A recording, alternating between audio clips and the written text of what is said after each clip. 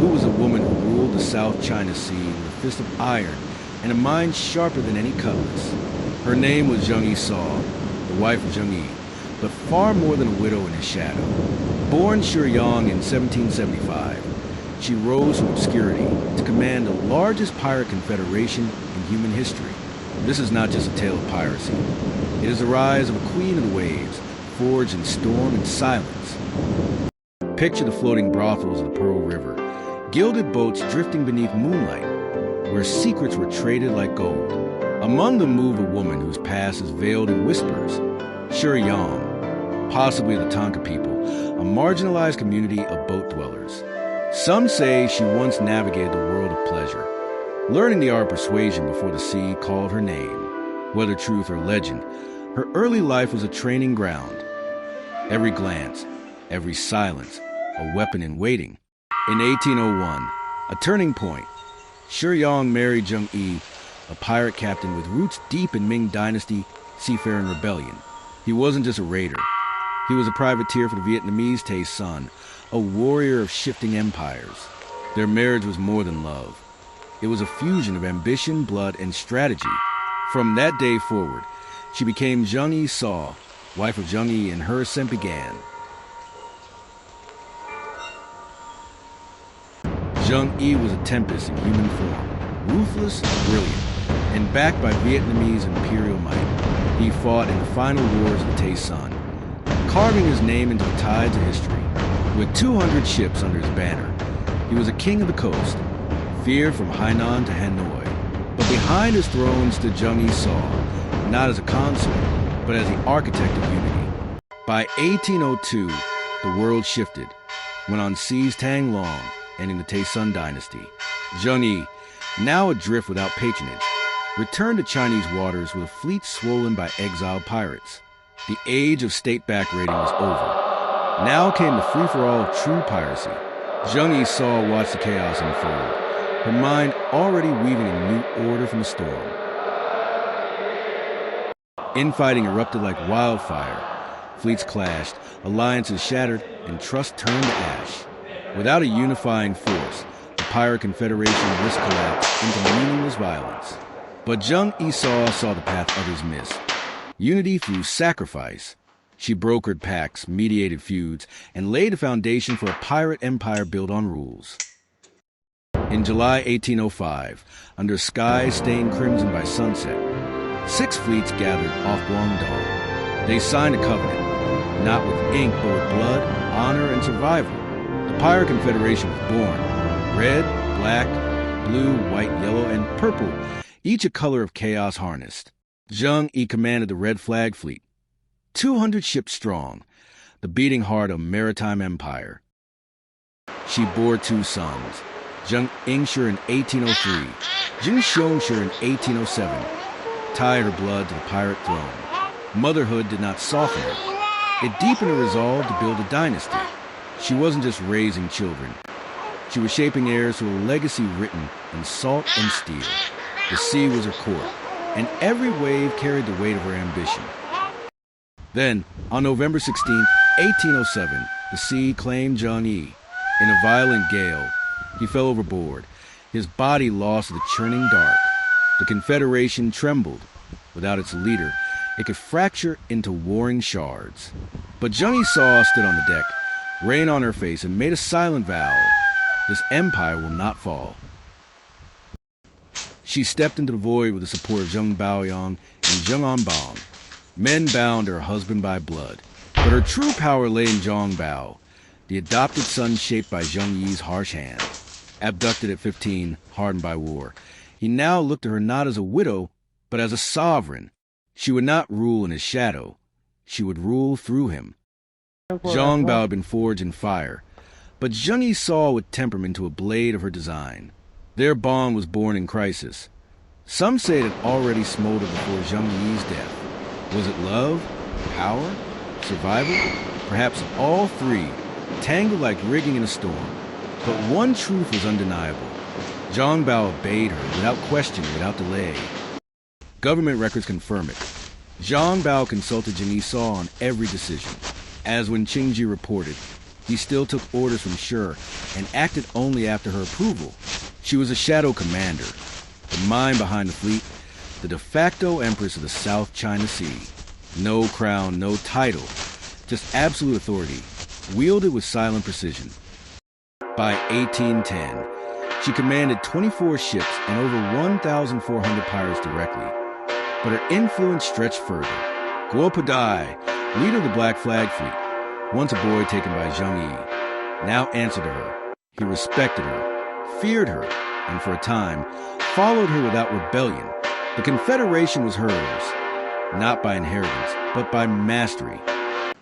She ruled with a code stricter than any navy. Loot was shared, captives ransomed, and rape forbidden. Violators were executed. No exceptions, no mercy. She transformed piracy from chaos into a system, almost a floating nation. Discipline was her weapon and loyalty her currency. They struck with surgical precision. Villages raided, merchant junks seized, silver convoys vanished. The East India Company trembled as their ships disappeared into the mist. Portuguese gunboats were outmaneuvered in narrow straits, their cannons useless. Even the great Qing Navy found itself outwitted by a woman they refused to believe could exist.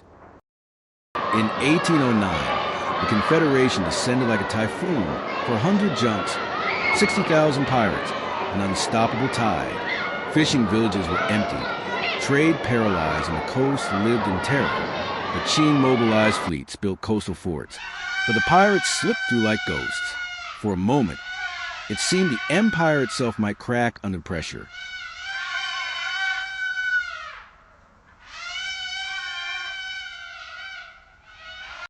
But power breeds envy. Guo Podai began to question her rule. Was a woman truly fit to command men forged in war? Was Zhang Bao her equal or her puppet? The seeds of betrayal were sown in whispers, in dark corners of the fleet. Unity, once so hard-won, now teetered on the edge of collapse.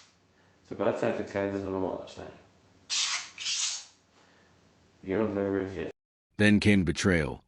In 1810, Guo Podai defected to the Qing, offering secrets for amnesty. He revealed supply routes, command structures, weaknesses only an insider could know.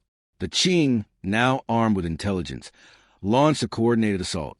The Confederation, once invincible, was suddenly vulnerable. Under siege, others might have panicked, but Zheng Yi Sao calculated. She studied the field, weighed her options, and made a decision that would echo through history. She would not fight to the death.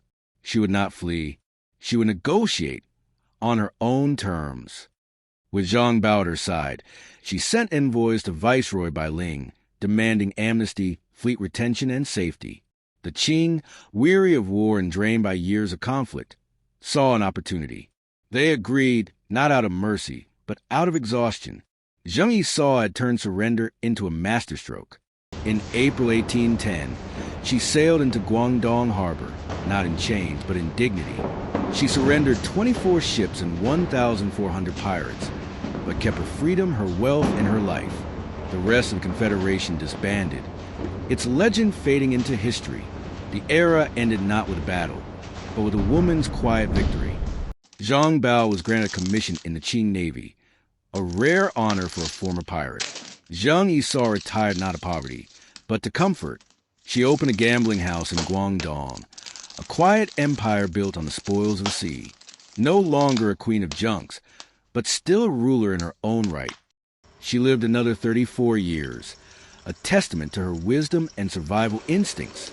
No assassinations, no arrests, just peace, prosperity, and quiet reflection. She watched the sea from shore, knowing she had once commanded its fury. And in that stillness, she found a victory greater than any battle. Historians now call her the most successful female pirate in history, perhaps the most successful pirate, period. She commanded more ships than Blackbeard, outlasted Kidd, and outmaneuvered empires. Her legacy is not in treasure, but in leadership, strategy, and sheer will. She didn't just survive the game, she rewrote the rules. But what if she hadn't surrendered? What if she had led the Confederation into open war? Could she have founded a pirate kingdom? Could the Qing have been overthrown? The what-ifs linger like sea mist, just beyond reach. History remembers her choices, but wonders what might have been.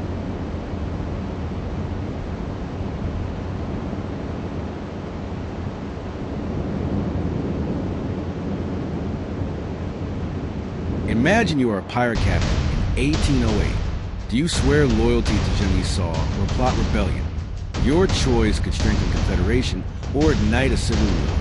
Will you stand with the woman who commands the sea or challenge her rule? The fate of the fleet rests in your hands. She understood human nature. Fear, greed, loyalty. She used them like sails. Power, she knew, was not just in cannons, but in perception and control.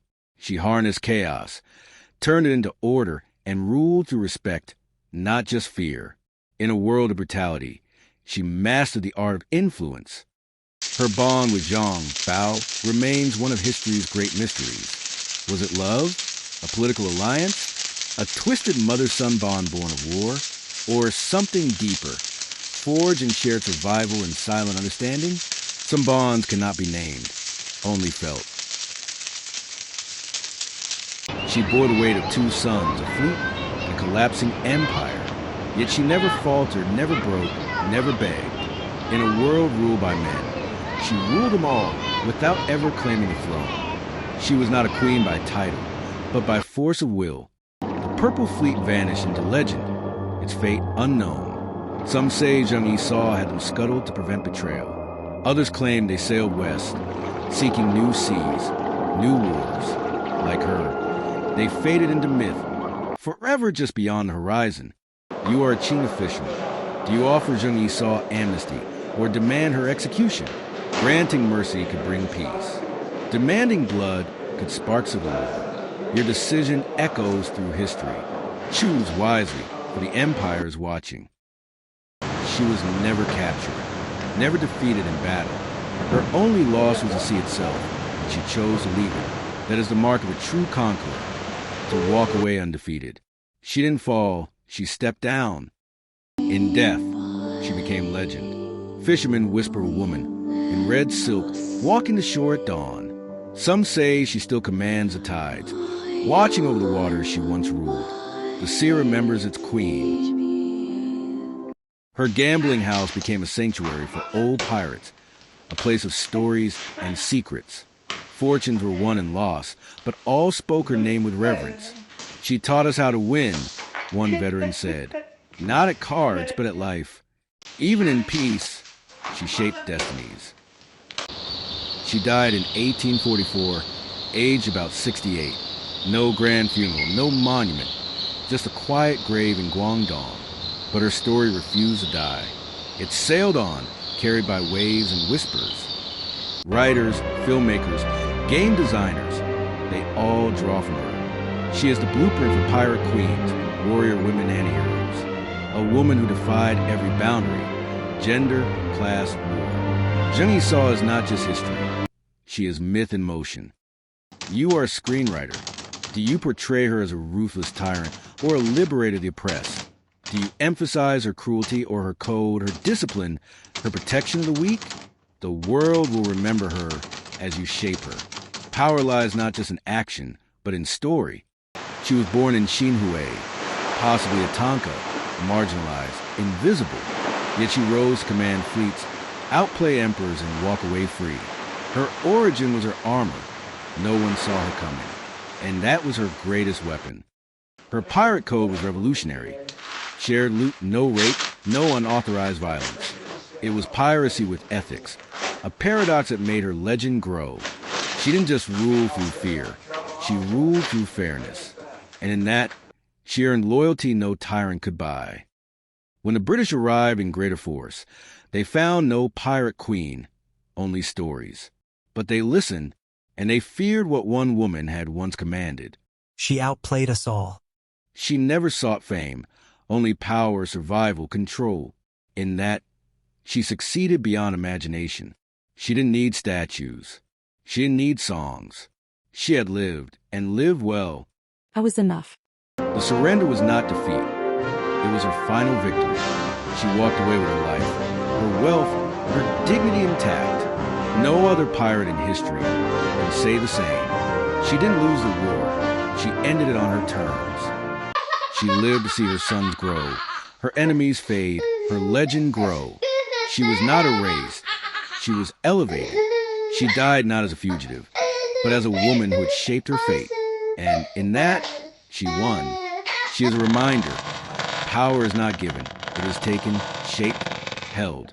And sometimes, the quietest woman in the room is the one who rules it. History is written by the victors, but remembered by those who endure. Zheng Yi Sao endured, and so she reigns. You are a pirate recruit in 1809. Do you join the Red Flag Fleet or the Black? The Red offers discipline, loyalty, Zheng Yi Sao's command. The Black promises freedom, but also risk. Your choice determines not just your fate, but hers. She navigated not just the sea, but the currents of gender, class, and war. In a world that denied women power, she seized it. She didn't break the glass ceiling. She shattered it with a cannonball and ruled from the deck of her own ship.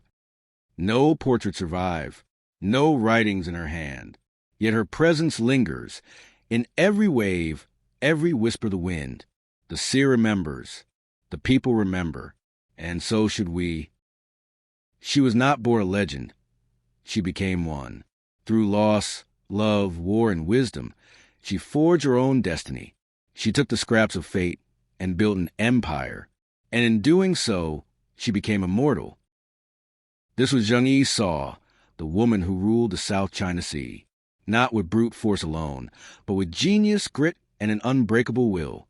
She was history's most successful pirate, and its most enigmatic queen. Her name is not just remembered, it is asterisk feared.